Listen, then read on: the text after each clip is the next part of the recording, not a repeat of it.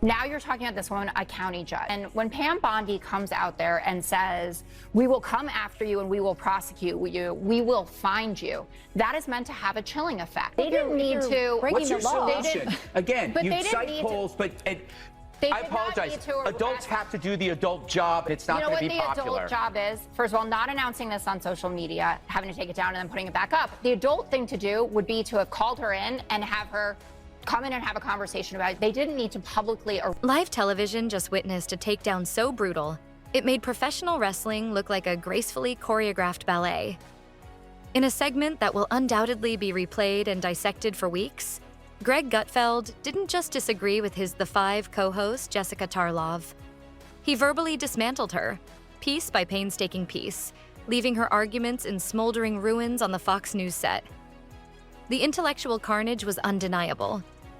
But what exactly was the spark that ignited Gutfeld's now legendary on-air inferno, transforming a typical policy debate into an unforgettable display of rhetorical dominance? We're about to break down every fiery, cringe-inducing moment of this intellectual cage match, a confrontation that left one combatant standing triumphantly amidst the ashes of their opponent's talking points. That's total indoctrination.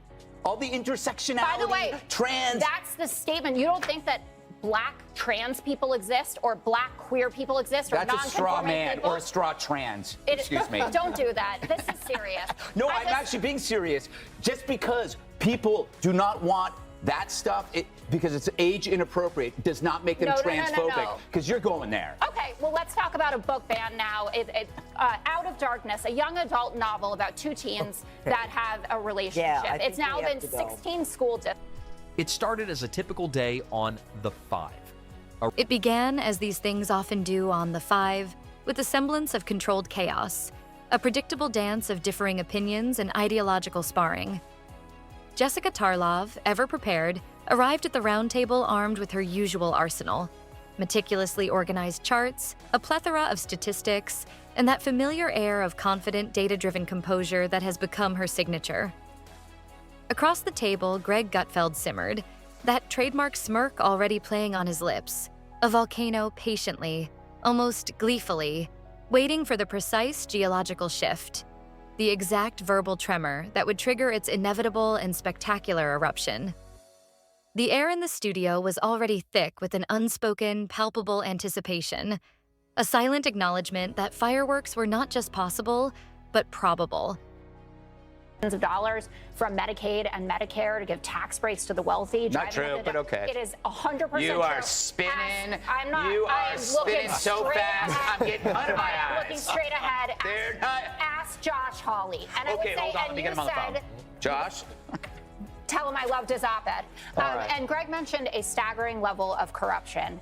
And I just got a note that the staggering level of corruption from last night's meme coin dinner. That's what you're focusing on, the 40%, meme coin. no, 40% of Donald Trump's wealth has been accumulated since he became president. Tarlov, with the earnestness of a PhD candidate defending a groundbreaking thesis, launched into her argument. Her monologue was a cascade of statistics, a torrent of data points concerning unemployment rates, GDP growth, and the intricacies of green job initiatives, all delivered with a fevered intensity that suggested she believed the sheer volume of information could overwhelm any potential dissent. She built her case, brick by factual brick, seemingly oblivious to the storm clouds gathering in Gutfeld's piercing gaze. But then, in a moment that would prove to be the turning point, the critical error, she uttered the words that lit the fuse. With unwavering conviction, she accused conservatives of deploying the concept of wokeism as nothing more than a calculated, cynical distraction. You could almost see Gutfeld's eyes narrow, his smirk widen ever so slightly. The countdown to detonation had irrevocably begun. Original doctor who forged that letter about him, like, come on here. Come on, is actually comparing him to this. This is a mess. Like, you have no reason to question the Dems about this. Are you out of your mind? They're the best doctors in the world.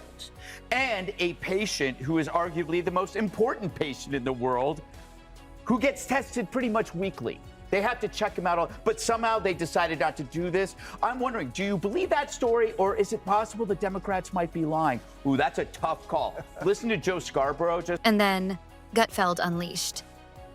It wasn't a polite counter-argument. It was a verbal demolition, a rhetorical blitzkrieg that left no assertion unscathed.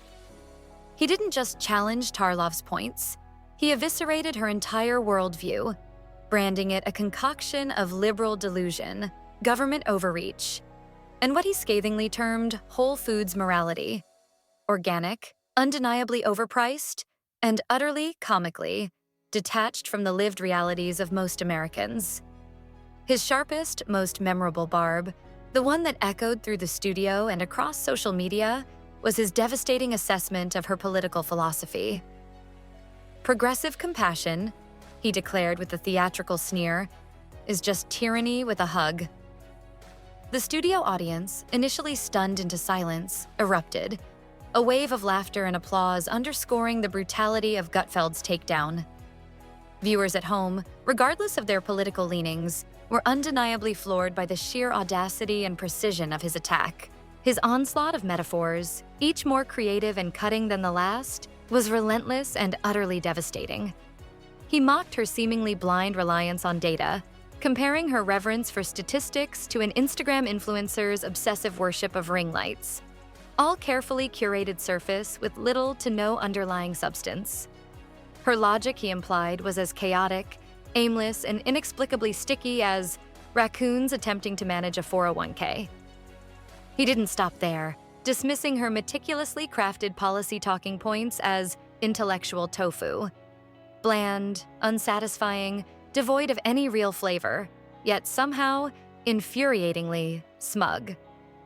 The studio audience howled with laughter, a chorus of agreement and amusement as Tarlov, visibly flustered, struggled to maintain her composure, her carefully constructed arguments crumbling under the weight of Gutfeld's comedic onslaught. Half is, here's a nice thing for you. The second half is missing. Who pays for it? You saw this with student loan theft, described as forgiveness. Who paid for it? You paid for it. You see with immigration policy, who's footing the billions and all that free stuff? You're paying for it. Nothing is free. Nothing is free. And the sooner or later you figure that out, the better off you're going to be. And that's directed at Democrats who don't understand that these policies are going to sink this country. Clutching at her notes like a life raft in a hurricane, Tarlov, bless her seemingly unshakable delusional heart, attempted a counteroffensive. She desperately tried to regain control of the narrative, rolling out yet more statistics, even attempting to bolster her credibility by invoking conservative sources, as if name-dropping could somehow shield her from Gutfeld's rhetorical fire. But Gutfeld, now fully in his element, swatted her arguments away with a casual, almost bored disdain. Even her conservative sources are bored of her voice. He deadpanned. The line delivered with such perfect comedic timing that it elicited another wave of laughter from the studio.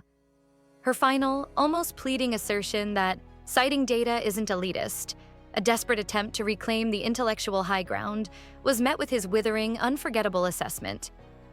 She was, he declared, like an NPR podcast, monotone, painfully earnest, and utterly devoid of humor. Or perhaps the painfully earnest, organically sourced love child of C-SPAN and a yoga retreat, her last-ditch effort to land a blow, to salvage some shred of dignity from the wreckage of her arguments? A bizarre, almost comically off-topic comment about Greg Gutfeld's pants. Yes, his pants. After a segment drenched in fiery rhetoric, complex policy debate, and withering sarcastic takedowns, that was her chosen rebuttal. Gutfeld, to his credit, barely flinched. He brushed it off like an insignificant piece of lint, because in the grand scheme of the intellectual beatdown he had just delivered, it was precisely that. Lint. He'd already conquered the battlefield, planted his flag, and was likely already mentally composing the victory speech. Instantly, as if a digital dam had burst, Twitter erupted. Liberals, ever optimistic, rushed to praise Tarlov's calm and composure, as if maintaining a stoic expression while being rhetorically disemboweled was a sign of profound strength. Conservatives, on the other hand, wasted no time in crowning Gutfeld the undisputed king of the televised takedown. The memes, as they inevitably do, were already being born, immortalizing the slaughter. So, what was the ultimate, undeniable takeaway from this on-air evisceration, this masterclass in rhetorical annihilation? Jessica Tarlov, bless her over-prepared and earnestly presented heart, arrived at the Fox News roundtable armed with a binder brimming with facts, figures, and meticulously sourced data. Greg Gutfeld, in stark contrast, came armed with a metaphorical blowtorch of wit, a razor-sharp intellect, and an uncanny ability to transform complex arguments into easily digestible and hilariously cutting sound bites. In the brutal, unforgiving theater of cable news, where entertainment value often trumps erudite policy discussion, it was a decisive, almost embarrassingly one-sided knockout. This wasn't just a debate. It was a spectacle, a visceral demonstration that in the relentless battle for hearts and minds, or perhaps more accurately, for ratings and viral moments, the showman with the sharpest, most venomous tongue often leaves the well-meaning statistician choking on the dust of their own meticulously researched talking points. Of this cryptocurrency who came over here to have dinner with him, a guy from South Korea. This is not even part of the segment. So what? You're talking about a meme coin. Yeah, no, I'm talking about who's corrupt and who is profiting off the American office. Did he try to cover that up? I don't think so. Yeah, Caroline Levitt said you're defending an administration that covered up a dying leader, and you're sitting here going, but meme coin, meme coin. I'm saying billions. All right, let's give Paul a chance to clean it up real quick. Paul, the post-mortem analysis across the media landscape was as predictable as it was revealing. MSNBC, in a feat of impressive mental gymnastics, penned think pieces lauding the power of composure, attempting to frame Tarlov's stoic endurance as a moral victory, a testament to her unwavering grace under fire. Slate, ever ready to distribute participation trophies in the arena of public discourse, declared Jessica a modern-day stoic, a paragon of calm rationality in the face of Gutfeld's unbridled aggression. Cute, but ultimately a transparent attempt to spin a clear defeat into a nuanced win. It was like praising a boxer for how well they took a punch after being knocked out in the first round. Meanwhile, Gutfeld's devoted fan base detonated with the force of 1,000 celebratory supernovas. They had just witnessed the second coming of George Carlin, a moment of pure, unadulterated Gutfeldian genius. His zingers, particularly the now iconic and instantly legendary intellectual tofu jab, were immediately canonized, enshrined in the hallowed halls of right-wing pop culture. TikTok feeds flooded with clips, Instagram exploded with memes, and YouTube shorts featuring the takedown-dominated trending lists. Somewhere in America, a rebellious teenager undoubtedly earned a detention for quoting Gutfeld in class. And yes, it's highly probable that intellectual tofu is, as we speak, being painstakingly embroidered onto artisanal throw pillows, destined to become a cherished household item in conservative homes across the nation. And then, one can only imagine the scene off-screen. Judge Jeanine Pirro, perhaps halfway through her second bottle of robust Cabernet, letting out a victorious, window-rattling shriek that sent neighborhood dogs into immediate cardiac arrest and startled birds from their roosts. She knows television gold when she sees it, and this, undeniably, wasn't just gold. It was 24-karat comedic brilliance, hand-delivered in prime time, and generously dipped in the salty tears of fact-checkers and liberal commentators. Because this, in its purest, most unfiltered form, was peak Gutfeld. No fluff, no filter, just undiluted verbal napalm delivered with a smirk and a wink. Jessica Tarlov mistakenly believed her bullet points were a shield. It turns out, they were merely kindling for Gutfeld's bonfire. Where Donald Trump, after asking him to overturn the election, to not do his job at certifying it, he says to Mike Pence, you know, you're too honest. When someone says you're too honest, that means that you want them to do the dirty thing, that you want them to do the bad thing. Then on page 15 you can disagree with that. You can disagree with that, but you don't arrest somebody over it. But you can't disagree with the fact that he knew that he had lost the election because everyone in Christendom. You're going to try to say that Donald Trump knew he lost. There's no way. They're going to try to prove that in court, Jessica. There's no way he's going to be proven that he knew he lost. He still thinks he's president. Well, then the insanity defense is available. This wasn't just a debate, a civil exchange of differing viewpoints. This was an ambush, meticulously disguised as civil discourse. It was a verbal demolition derby where one participant, Jessica Tarlov, showed up armed with a carefully prepared policy paper, brimming with facts and figures, and the other, Greg Gutfeld, arrived with a metaphorical flamethrower, ready to scorch the earth and leave no argument standing. Tarlov, bless her earnest heart, came to the table armed with statistics, charts, and that painfully polite, almost apologetic tone that screams, "I read The Economist cover to cover every week and somehow still believe I'm the life of the party." Meanwhile, Greg Gutfeld swaggered onto the set like a seasoned stand-up comic with a deeply personal vendetta, weaponizing sarcasm with the precision and lethality of military-grade artillery. Jessica brought research, painstakingly gathered, likely in a dimly candlelit room filled with color-coded binders and an assortment of pleasantly scented highlighters. Greg, in contrast, brought ratings, a proven track record of viral moments, and enough snark to power the entire Fox News studio complex for the next 6 months, possibly a year. She spoke in carefully constructed, often lengthy paragraphs, each point meticulously supported by evidence. He replied in devastatingly effective, surgically precise punchlines. She aimed for nuance, for a comprehensive exploration of complex issues. He aimed with unerring accuracy for the jugular. She sounded at times like a meticulously researched but ultimately unread blog post. He sounded like a roast master who moonlights as a highly efficient and remarkably witty political assassin. About Joe's decline.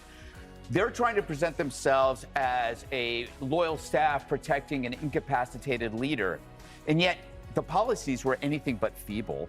He may have been a mess, but the policies were a coherent list of woke desires. And true, the decisions may have possibly destroyed the country. That wasn't a byproduct of Biden's brain. That was deliberate and determined, and we need to find out who that person was. This is what Trump is talking about when he's mentioned the auto pen. This isn't just about a cover-up of Joe's incapacity. It's why. And the crowd, the studio audience, the millions watching at home, they weren't there for a dry academic TED Talk. They were there for blood, for intellectual combat, for the vicarious thrill of watching one ideology triumphantly dismantle another. They didn't tune in to watch a tedious spreadsheet duel, a battle of statistical minutia. They came to witness Jessica Tarlov's carefully crafted talking points get unceremoniously tossed into a rhetorical wood chipper, emerging as nothing more than intellectual confetti.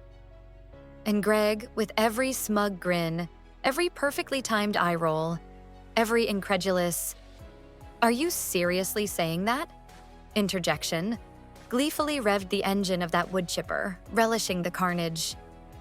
It was reality TV for policy wonks, a public shaming for anyone who still naively believes that a televised debate can be won solely on the merits of logic and evidence. As dignity. Even if that was a bad representation by Trump, it has to be to their detriment. Who lost? No one. But basically, everyone who is defending Donald Trump in this, from Kevin O'Leary to some folks here, is saying it is okay to falsify your business records, to issue false financial statements, to commit conspiracy for insurance fraud. Well, when he goes out there, where's the fraud? The fraud is, and David Brooks lays this out really nicely. But Donald Trump continually. There were 3 sets of books. Where do you get that from? Where do you get that from? Jessica tried. Truly, she did. She clung to her citations like a shipwrecked sailor clinging to a piece of driftwood in a raging storm, while Greg, with the casual, almost effortless flair of a man who's been dunking on Democrats since the era of dial-up internet, systematically dismantled her arguments, piece by piece. Every time she attempted to steer the conversation back to the perceived safety of data and statistics, Greg expertly swerved it into a sarcastic monologue, a comedic diatribe that made her look like a humorless, perpetually bewildered librarian, inexplicably trapped in a cage match with a hyper-caffeinated stand-up comic, hopped up on a potent cocktail of Red Bull and Reaganomics. Greg Gutfeld, in that unforgettable segment, proved something profoundly important about the nature of modern televised discourse. The best, most persuasive argument doesn't always wear a tie, nor does it always come equipped with a lengthy list of meticulously cited footnotes. Sometimes the most effective argument is conveyed through a perfectly timed smirk, a dismissive sideways glance, and a surgically precise, devastatingly witty jab that leaves your opponent flailing helplessly in a sea of their own qualifiers, caveats, and increasingly desperate citations. Jessica Tarlov learned, in a painfully public and undeniably humiliating fashion, that while condescension might feel intellectually satisfying in the moment, it doesn't land with nearly the same visceral impact as sarcasm served medium rare, with a sizzling, unapologetic side of, "I told you so." In the end, this wasn't a mere policy debate. It was ideological theater, performed in glorious, high-definition surround sound, for an audience hungry for conflict and clear-cut victories.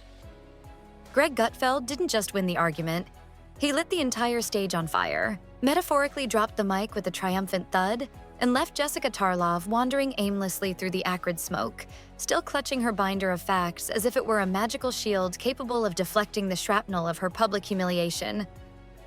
He didn't just steal the show, he rewrote the script, burned the set to the ground, and left Jessica standing alone in the ashes, still quoting polling data, as if that, somehow, would miraculously bring the audience, or her shattered credibility, back. She thought she was participating in a debate. Greg knew, with every fiber of his being, that he was starring in a show, and he made damn sure the audience wouldn't soon forget who the undisputed, unapologetic headliner was.